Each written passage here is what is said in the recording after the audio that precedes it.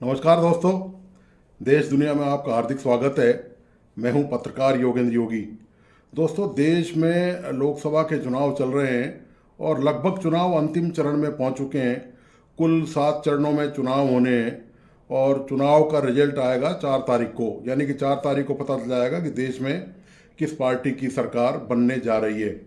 तो जब देश में चुनावी माहौल हो तो निश्चित तौर पर बहुत कुछ यहाँ पर हो रहा है और जो घटनाक्रम देश में चल रहे हैं उसमें भी काफ़ी कुछ देखने सुनने को पढ़ने को मिल रहा है। तो इस दौरान जब देश में इतना सब कुछ चल रहा है तो निश्चित तौर पर देश का मीडिया जो है वो तो इसमें प्रमुख भूमिका निभा रहा है चुनाव में। और पार्टियों की कवरेज है, वक्त सत्ता पक्षी कवरेज है, विपक्षी कवरेज है। तो मीडिया दरअसल अपने आप को कहाँ पर पाता है और मीडिया के बारे में क्या धारणा बन रही है देश में, ये आप एक वीडियो क्लिप मैंने आपके लिए जुटाई हैं अलग अलग तरीके से। 3-4 क्लिप हैं। एक बार आप मैं विश्लेषण करूं, मैं इस पे दृष्टिपात करूं उससे पहले आप एक बार प्लीज़ इस जो वीडियो है, ये जो मैंने क्लिप्स जुटाई हैं आपके लिए, एक बार आप इनको देख लें। हालांकि ये जो क्लिप्स मैं आपको दिखाने जा रहा हूँ वीडियो की, ये जो अलग अलग मैंने कई दिनों के प्रयास के बाद लगातार इकट्ठा किए हैं और फिर वही एब्स्ट्रैक्ट उसमें से निकाला है जो आपके लायक है, जिसको मैं आपको मुद्दे को बताना आपके सामने रखना चाहता हूँ, बताना चाहता हूँ उसको, वही केवल उसमें से एब्स्ट्रैक्ट निकाला है, बाकी सब हटा दिया है। तो मीडिया का क्या रोल है, मीडिया की क्या हालत है देश में, ये आप इस वीडियो के माध्यम से जानिए। उसके बाद हालांकि कुछ बहुत कुछ कहने को रह नहीं जाता है, सब कुछ लगभग इसमें स्पष्ट है। फिर भी मेरा प्रयास है कि जो पक्ष बचे हुए हैं इस मुद्दे को लेकर, चूंकि आज का विश्लेषण इसी मुद्दे पर है, मीडिया को लेकर है कि देश में मीडिया की क्या चाल और चरित्र और क्या चेहरा है, क्या मीडिया की हालत है, यही आज का विश्लेषण का प्रमुख मुद्दा है। और आप पहले एक बार इस वीडियो की क्लिप देख लें और मेरा प्रयास ये रहेगा कि मैं जो बची हुई और जो चीज़ें हैं मीडिया से रिलेटेड, जो ऐसे बिंदु जो सामने नहीं आ पाए इस वीडियो में, वो मैं आपके सामने लाने का प्रयास करूंगा, वो आपको बताने का, आपके सामने रखने का प्रयास करूंगा। मैं एक मीडिया कर्मी हूँ, 30 साल मैंने इस क्षेत्र में बिताए हैं। इसके सारे अनुभवों से, इसकी सारी खराबियों से, अच्छाइयों से मैं बहुत अच्छी तरह वाकिफ़ हूँ और बताना अपना इस मौके पर फर्ज समझता हूँ कि ये बात भी जो उन वीडियो क्लिपिंग में नहीं आ पाई है वो पक्ष भी मैं आपके सामने रखूं, उसके कारण भी मैं आपको बताऊं, आपके सामने रखूं, क्योंकि निर्णय आपको करना है, देश आपके हाथों में है, चलाना आपको है, कैसे करना है, क्या करना है। तो एक बार आप प्लीज़ इस वीडियो की जो क्लिपिंग है उनको देखें, उसके बाद फिर मैं अपनी बात आपके समक्ष रखता हूं। आप देखें प्लीज़ इस वीडियो की क्लिपिंग को। अब जब आप प्राइम मिनिस्टर बने हैं तो आप प्रेस कॉन्फ्रेंस नहीं करते और इंटरव्यू करने का मौका भी कम ही कम मिलता है। तो लोग ये पूछते हैं कि जो मोदी जी हर तरह के सवाल का जवाब दे सकते हैं, तो आखिरकार प्रेस कॉन्फ्रेंस या इंटरव्यू क्यों नहीं करते? मैं जवाबदेह हूं पार्लियामेंट को, बस सब सवाल का जवाब देने के लिए तैयार हूं। मैं तीसरी बात कहता हूं कि मीडिया आज वो नहीं है जो पहले था, क्योंकि पहले मैं आज तक से बात करता था, लेकिन अब दर्शक को मालूम है मैं राहुल से बात कर रहा हूं। कौन राहुल? तो उसने परसों ये ट्वीट किया था, मतलब ये तो मोदी के फेवर में लिखता है, मतलब ये तो वही बात करेगा। तो आज media as such separate entity रही नहीं है। आप भी अनेक लोगों की तरह अपने व्यू लोग जान चुके हैं, तो वो स्थिति आपकी बनी नहीं है। पहले मीडिया फेसलेस था, उसका कोई चेहरा नहीं था। मीडिया में कौन लिखता है, लिखने वाले के विचार क्या है, कोई लेना देना, लोग मानते थे यार एक एनालिसिस है। आज वो स्थिति नहीं है। तीसरी बात है, पहले कम्युनिकेशन का एक ही सोर्स था, मीडिया के बिना का आप जा ही नहीं सकते थे। आज आखिरकार तो आपको जनता को बात करनी है, तो कम्युनिकेशन के 2 वे हैं आज से। जनता भी बिना मीडिया अपनी आवाज बता सकती है, व्यक्ति भी जिसको जवाब देना है बिना मीडिया अपनी बात बता सकता है। मुश्किल सवाल हो सकते थे आपसे पूछे गए, आपने किसी ये ही मेरा आप लोगों से शिकायत है। ये मुश्किल शब्द आपका नहीं है। एक इकोसिस्टम ने आप लोगों को डरा करके रखा हुआ है और आप लोग बुज़दिल की तरह डरे हुए हो। उनके एजेंडा सेट के लिए सवाल लेके घूम रहे हो। कैसे ये एक आपकी एक ब्रांडिंग हो गई है एंटी हिंदू पार्टी? ये तो इस पे आप लोगों ने खूब मदद की है बीजेपी की इस ब्रांडिंग में, और ब्रांडिंग काफी समय से चल रही है। आप लेकिन हमेशा मीडिया को दोष दे रही हैं। नहीं, दोष नहीं देती। देखिए, दोष बिल्कुल नहीं देती। मैं आपको कितने समय से जानती हूँ, बिल्कुल दोष नहीं देती हूँ। लेकिन एक सच्चाई है ना देश की। सच्चाई तो ये है कि बड़े बड़े जो मीडिया के घराने हैं वो सब बड़े बड़े उद्योगपतियों ने खरीदे हुए हैं या उन्हीं के हैं। सच्चाई है ना, इस सच्चाई से आप भाग तो नहीं सकते। जी बिल्कुल। और सच्चाई है कि इन बड़े उद्योगपतियों की साठ-काट है मोदी जी के साथ। आम आदमी पार्टी और कांग्रेस के बीच में आपसी तो बहुत तनाव है। क्या आपको लगता है अरविंद केजरीवाल के इंटरिम बेल के बाद कोई फर्क पड़ेगा? देखो, ये हमारी गठबंधन है। गठबंधन में हम सब मिल के लड़ रहे हैं, किसी एक व्यक्ति का प्रश्न नहीं है। जब हम मिल के लड़ते हैं और उसका फायदा बहुत बड़ा होता है, और ये फायदा जरूर हमको भी होगा, गठबंधन को होगा। जो लोग अमीर हैं वो और अमीर होते जा रहे हैं, जो गरीब हैं वो और गरीब होते जा रहे हैं। कि भारत की इकोनॉमिक ग्रोथ इस वक्त के शेप्ड है कि ऊपर लोग अमीर हो रहे हैं और नीचे लोग गरीब हो रहे हैं। आप इसको कैसे देखते हैं, जो इनकम इनइक्वालिटी का विषय है? तो क्या सबके सब गरीब होने चाहिए? नहीं, अमीर ज्यादा होने चाहिए।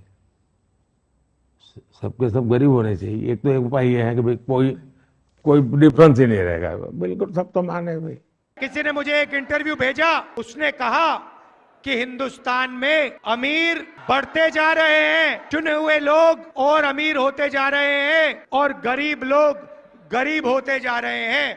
पत्रकार ने नरेंद्र मोदी जी से पूछा कि आप इसके बारे में क्या सोचते हो? नरेंद्र मोदी जी का जवाब आता है, अकड़ के बोलते हैं, क्या सबको एक जैसा बना देना चाहिए?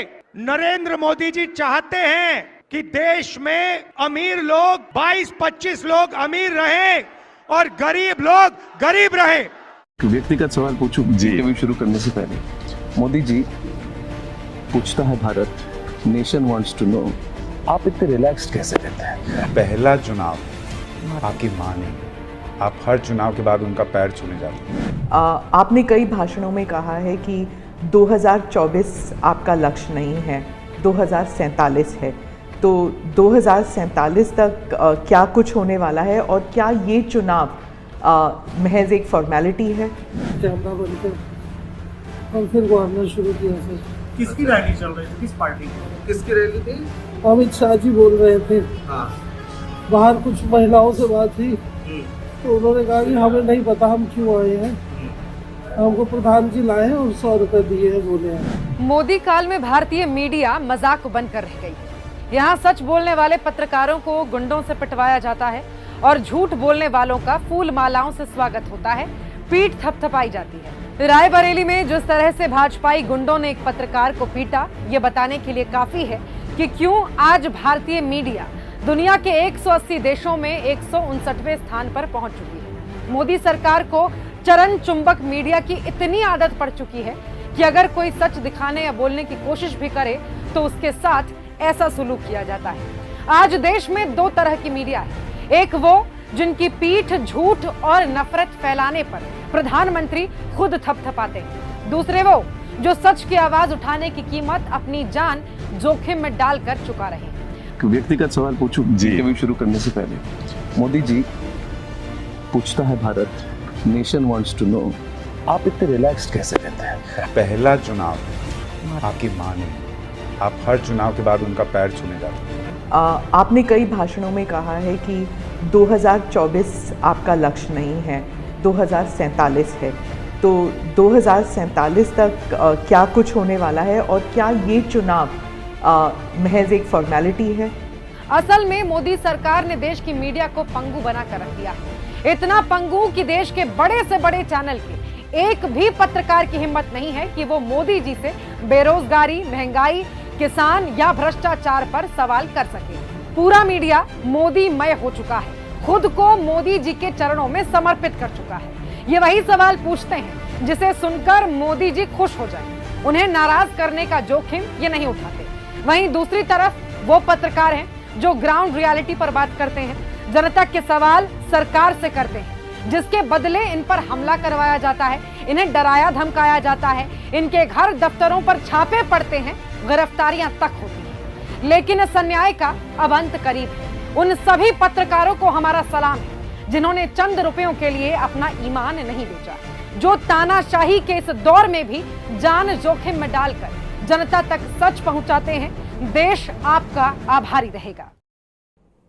तो दोस्तों, वीडियो की तमाम क्लिपिंग देखने के बाद लगभग यह स्पष्ट हो चुका है कि मीडिया किस संक्रमण के दौर से गुजर रहा है, मीडिया की क्या हालत हो चुकी है।